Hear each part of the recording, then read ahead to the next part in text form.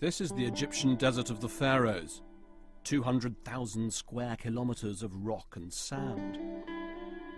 It's a barren, austere landscape, the kind of place where you might expect to find a time-ravaged pyramid or two, a fragment of papyrus, or uncover some ancient tombs. But I'm in search of a different kind of buried treasure. Some of the great masterpieces of early Christian painting, obscured by centuries of neglect, have recently been rediscovered here. And they truly are among the artistic wonders of the world. Can I go? Yes, please, go ahead. It's incredible. Protected by soot and grime for over 700 years, this exceptionally powerful image of the apocalypse, the day of judgment, has a transfixing, dreamlike quality. It's like nothing else, certainly nothing in the more familiar medieval or Renaissance traditions of art. Yet it's evidently a work of genius, a masterpiece of mystic surrealism.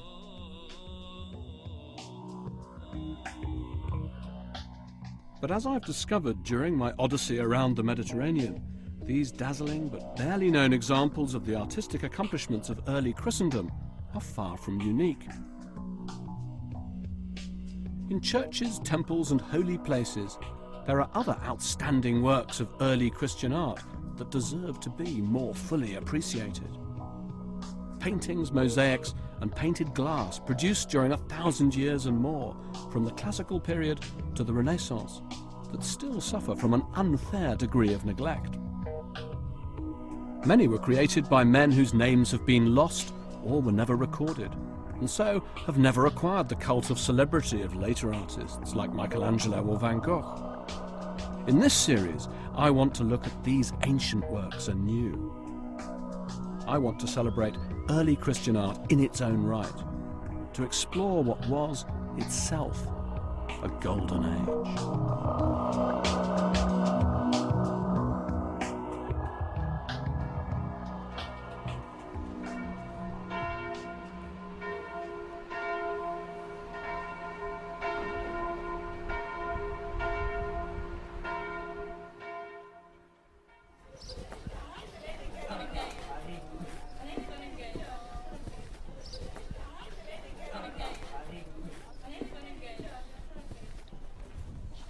This is Old Cairo, a city built on the site of the ancient Roman fortress of Babylon.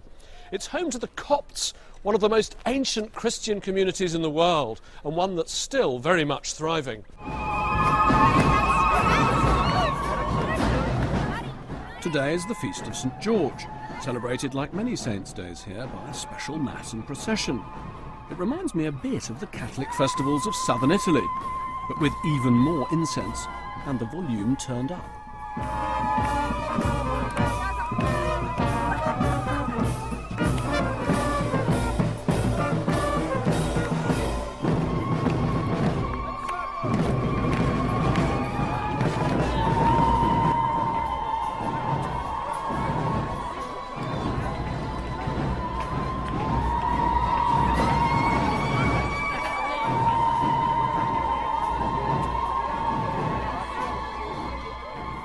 I think what's really striking about the procession is not just the fervency of the faith that it seems to express, but the friendliness and the festivity of the whole event.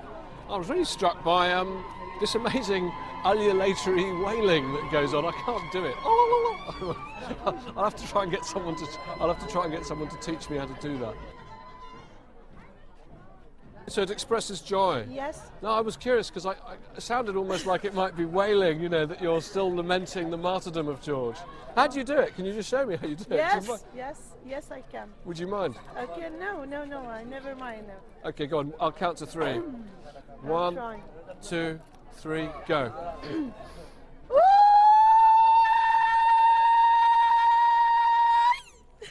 Wow, that's the expression of joy. Yes. Thank you very much. Cheers. During times of persecution, the extreme joy offered by their faith was often all they had. A people only 5 million strong, the Copts never inherited or built an empire, unlike the Christians of Byzantium or Rome. And while most of the time they've been tolerated, and often flourished under first Byzantine and then Islamic rulers, they've never felt completely safe, even today. And so their churches, including this one, the famous Hanging Church of Coptic Cairo, are nothing like grand basilicas or cathedrals, but are hidden and veiled, intimate, almost homely. They feel like sanctuaries, hiding places, where you can truly feel the spirit of the saints, saints who are as real today to the Copts as when they lived hundreds of years ago.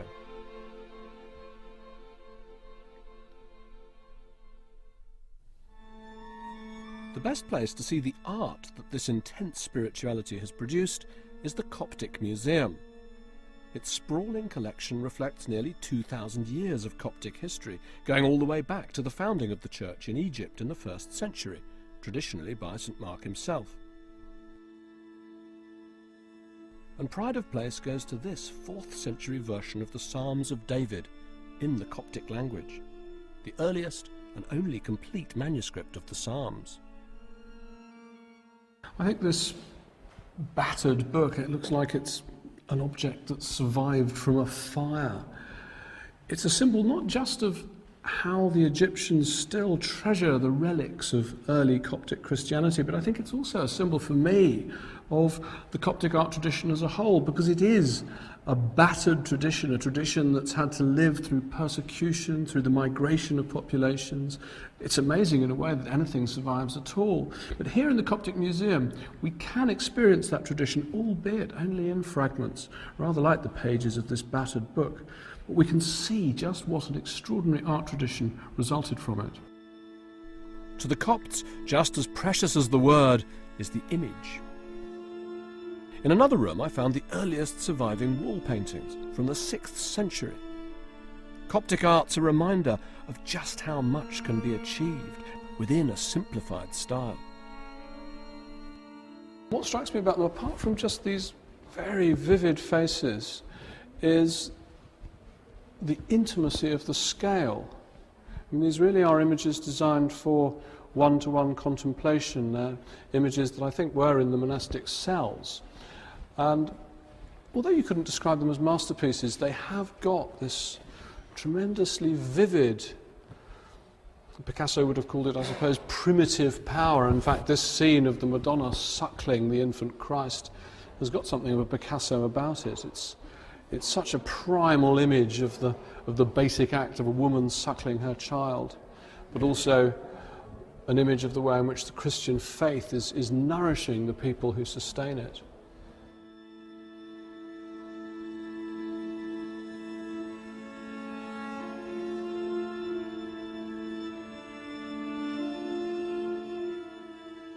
Perhaps the most striking thing about Coptic art is the way in which the artists represent these eyes, these extraordinary staring eyes, often with the white that you can see all the way around them. And there's something peculiarly transfixing about their gaze. It's not a gaze that addresses you. It doesn't look at you. It seems to look through you. And you have this very strong sense that these people, perhaps like those who worshipped before them, are fixed on the idea and the image, not of this life, but of the life to come. The Coptic art tradition is essentially mysterious. So much has been lost during centuries of persecution and destruction that it's all but impossible to piece together the different stages of its development. But there is some intriguing evidence to suggest where its earliest origins lie.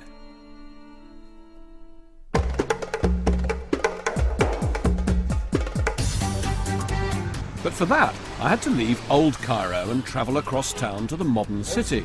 Left. I'd been granted an appointment by the art historian who was in charge of all the museums and antiquities in Egypt, and I definitely didn't want to be late. But the driver seemed to have other ideas. I'm not sure we're still in Cairo.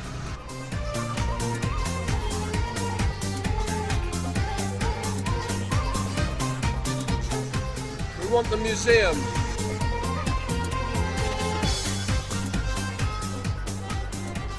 Eventually we arrived. we'd arranged to meet at the Egyptian Museum, one of the great museums of the world. Thank you very much. We're here. It's famous for its grand collection of the funerary art of ancient Egypt, which, with its own cult of the afterlife, suggests why Christianity found fertile ground here. There's even evidence to suggest a direct connection between the art of ancient Egypt and the art of Coptic Christian Egypt. In the rather neglected Room 14, there are some extraordinary works of art which seem to hint at just such a missing link. Discovered near the oasis town of Fayum, these portraits date from the 1st to the 3rd centuries AD and the Roman occupation of Egypt. They were originally pasted to the faces of mummies, a late expression of the pharaonic belief in resurrection of the soul. Yet their style anticipates the vivid Coptic depiction of Christ and his apostles. It's almost certain that these paintings were done by Greeks. Now, throughout ancient literature, we read about the great Greek tradition of painting, but because painting is so fragile, none of the great pictures of Apelles or Pausanias or any of the great famous Greek artists mentioned by Pliny in his Natural History, none of those works survive. And until the early 20th century, when most of these were discovered, it was thought that, in effect, the entire Greco-Roman tradition of painting was lost. But here, in the bastard rump of empire in Egypt, at the end of the Pharaonic period, you've got Greek artists who are still using the techniques of the great ancient Greek painters. I wonder if it wasn't the community of Greek artists in Egypt who were given the responsibility of creating early Christian art. And I wonder if, in effect, Coptic Christian art's great legacy for Christian art as a whole is that it preserves intact that line of connection from the ancient Greek painting traditions into the modern Christian traditions of painting. I wanted to try out my theory on the man I'd come to meet, Egypt's most eminent art historian, Dr. Zahi Hawass. But first, he had to greet his fans. He's a celebrity over here, a cross between curator and pop star. Was always on time. It's true.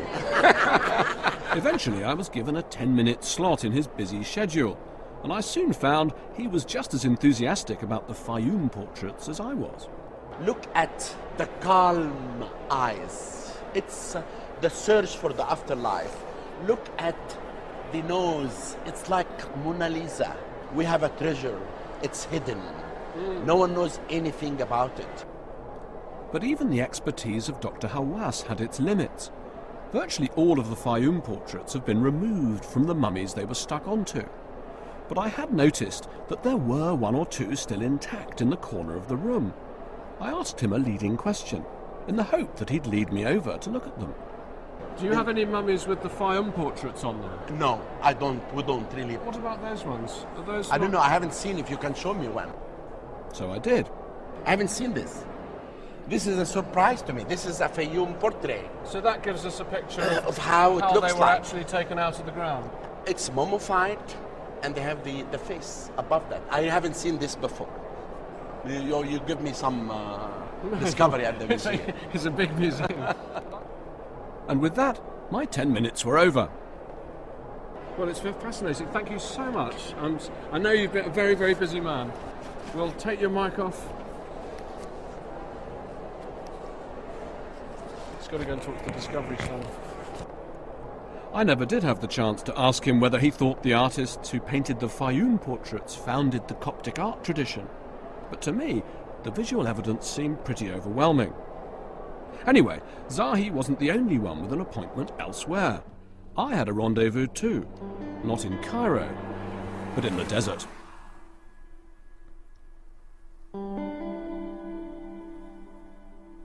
I'm on the pilgrim trail of St. Anthony, all 1,000 steps of it. Anthony was born in Fayum, as it happens, about the middle of the 3rd century. The son of well-to-do Christian parents, he gave up all his worldly possessions to emulate the lives of the apostles. He never married and practiced self-denial, fasting and prayer. And then, at the age of 35, he withdrew from civilization completely and resolved to live in complete solitude. St. Anthony came here to the windswept deserts of southeastern Egypt to flee the world, to escape the temptations of the flesh and to commune with his God. He spent 20 years living in this wilderness. But if he'd just stayed here, we might never have heard of his name. It was because of what he did next that he forever left his mark. Anthony gathered around him other hermits, and with them developed a new way of life, one in which each individual would live and pray apart from the rest, but all would meet once a week for a shared meal and mass. In this way, he became one of the founding fathers of monasticism, a movement that would have an immense influence, not just on the practice of Christianity, but also on its art and culture. The monasteries are crucial to understanding the Copts and their art. They built them on the edge of the desert to provide the church with a reservoir of spirituality from which the faithful could come and draw succour. Once, there were hundreds of monasteries. Most now are in ruins, but the 6th century Red Monastery, 300 miles south of Cairo, have found a restorer.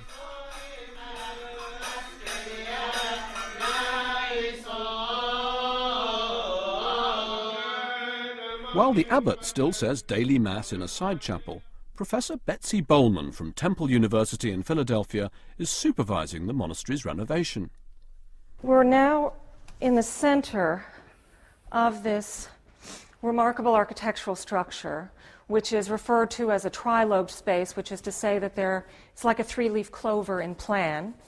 And rising up, we have 2 levels of architectural sculpture, a semi-dome, and then levels above that with painting between windows. What I noticed most is the explosion of colour, the Coptic colours of the earth. These tempera paintings are very early, 6th and 7th century, so as well as expressing Christian faith, they give us a new perspective on the whole world of late antiquity, a world full of vivid colour, which has now been almost completely lost. Here, though, it has miraculously survived. This one we've only just started conserving. The one on the other side we finished last year, and you can see on that side the bright colors and the vividness of the figures and their outlines.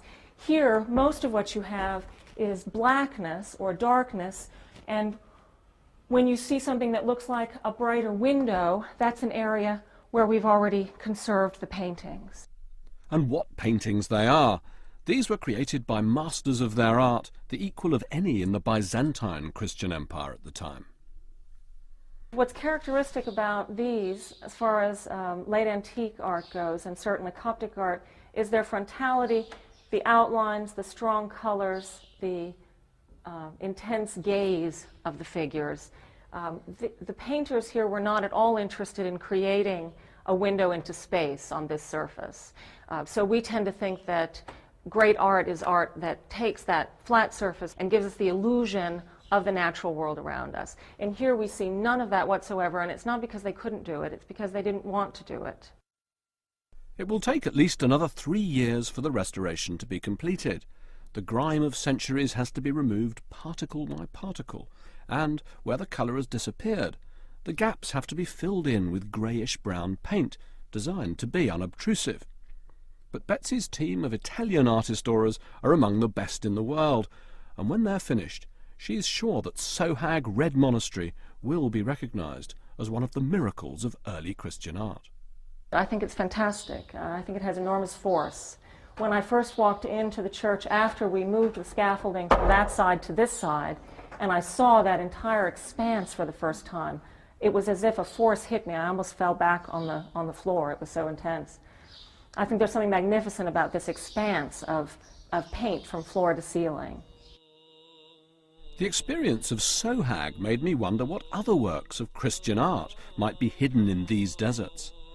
I decided to travel to one of the very sources of Egyptian monasticism, the monastery founded by the followers of St. Anthony himself, towards the Red Sea. I was expecting another ruin, but what I found was a monastic settlement the size of a village, complete with a charismatic monk, proud of the place that's been his home for half a lifetime, and determined to show me its treasures. This is my way in. Exactly, just to sit like that. Oh, look, They look, pull look up. at your attaches. Yeah. They pull up everybody from here. I can pull up you.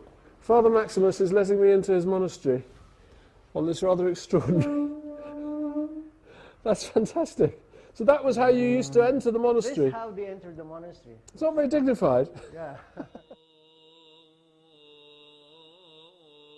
Father Maximus then took me to another part of the monastery to show me the recently rediscovered cells of the first monks, the world's earliest monastic architecture. So I'm actually in the very first cells. Exactly. So you really are sort of touching history. I mean, you really feel like you're hidden away from the world. Exactly. here. You are hidden and you are safe in the same time.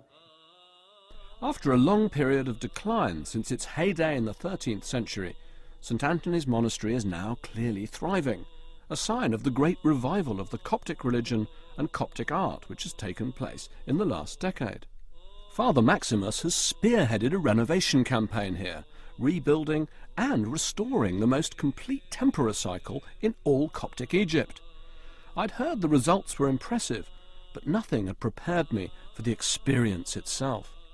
It's absolutely incredible. There's the thing for me that's so extraordinary is that, you know, I've spent my life, you know, studying art and art history, and it's so strange to come across something that is, the iconography is in a way familiar, but the style is like nothing I've ever seen before.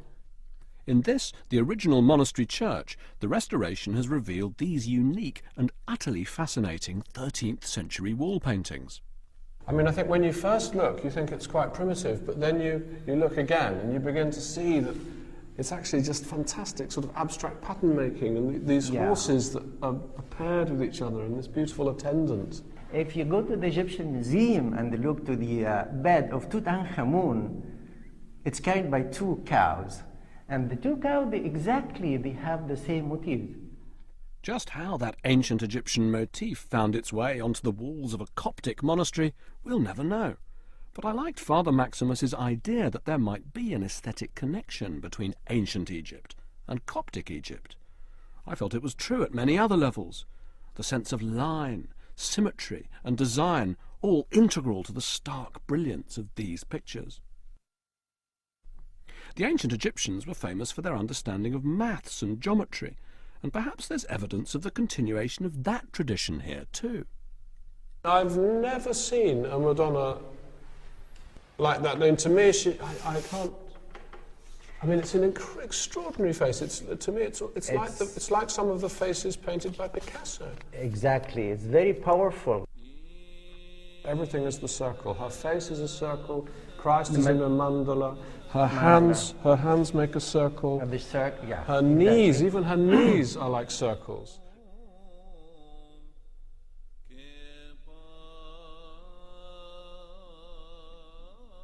Now, some people might look at that and say, oh, this is primitive art. But they wouldn't perhaps understand that this is really actually very sophisticated, very subtle, very clever use of symbolism. Exactly. But also she's so full of joy. Because often in the Western tradition we find this Madonna who's, you have the sense that she is sad for the knowledge that her son will be sacrificed. Exactly. But here there's no sense of that. There's just a sense of joy. Because she's the mother of the Savior.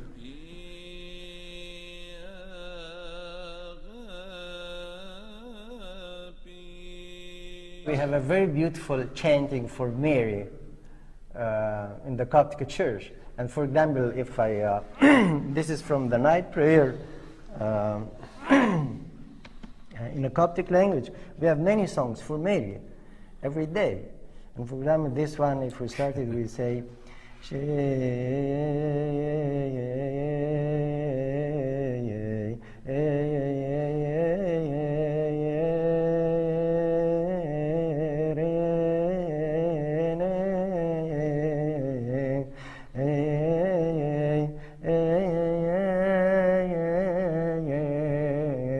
that's better than any art criticism that you could Yeah. write about that painting. Yeah. Because it has the same, I don't know, the same sense of a pattern that expresses the idea of transcendence, but it's a musical pattern. Yeah, But exactly. it's the same as the same. visual pattern. Exactly. In the apse itself, I saw vivid representations of stories from the Old and New Testaments, and in the centre was a picture of Christ the Judge. But Maximus saved the best until last, in the shape of the chapel of 4 living creatures. Can I go? Yes, please go ahead. It's incredible. Yes. In this depiction of the apocalypse, the master artist has given free rein to his imagination, producing an image of the end of all things that seems infused with a mystical, otherworldly, visionary power. The chapel is a riot of symbol, colour, and intense spiritual feeling. None of these forms are merely descriptive, all are charged with meaning. Even the sun and moon have faces, almost like illustrations to a modern children's storybook, but containing a warning too of what might happen to those who don't merit a place in paradise. You look into those eyes and there's nowhere else to What's go. going to happen in the end? What's going to happen after the judgment? But the colours are so fantastic in here. It's beautiful. This is a masterpiece. I mean, Oh, I've never seen it's a anything like that. masterpiece. Yeah. It's like religious surrealism. Yeah. It reminds me of the fantasy painting of the 20th century. It's total freedom.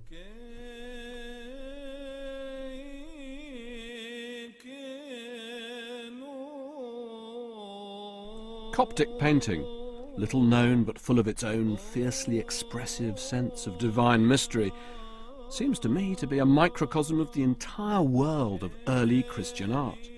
It's a vital tradition, capable of assuming radically different shapes and forms at different times and in different places, yet always connected to a central core, the life of Christ and the teachings of the New Testament. But for a deeper understanding of the many facets and manifestations of early Christian art, I think it's essential to go back to its earliest roots. I had to say goodbye to Father Maximus and travel to the ancient city of Rome.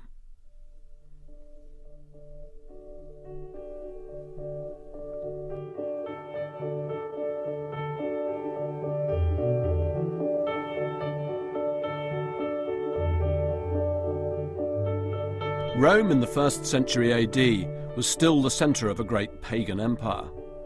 But away from the public gaze, small Christian communities were springing up. Their activities were sometimes tolerated by the polytheistic Roman emperors, although there were also frequent backlashes, leading to persecution and death.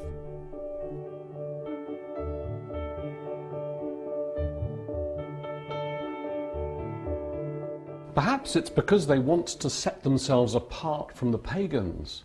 Perhaps it's because they don't want to call attention to themselves. But it seems that for the first 200 years, the early Christians produce no visual art whatsoever. But then, something happens. Down among the catacombs of Rome, there appear the very first Christian images, or at least the very first we know about. They are simple and symbolic. A letter I from ichthus, the Greek word for Lord of the world. A fish symbolizing belief in Christ. A bird of paradise, symbolizing the promise of life ever after. Perhaps it's no surprise that the images were found here. The catacombs were burial grounds, and the Christians celebrated death, especially the death of martyrdom, because their God promised a resurrection of the body.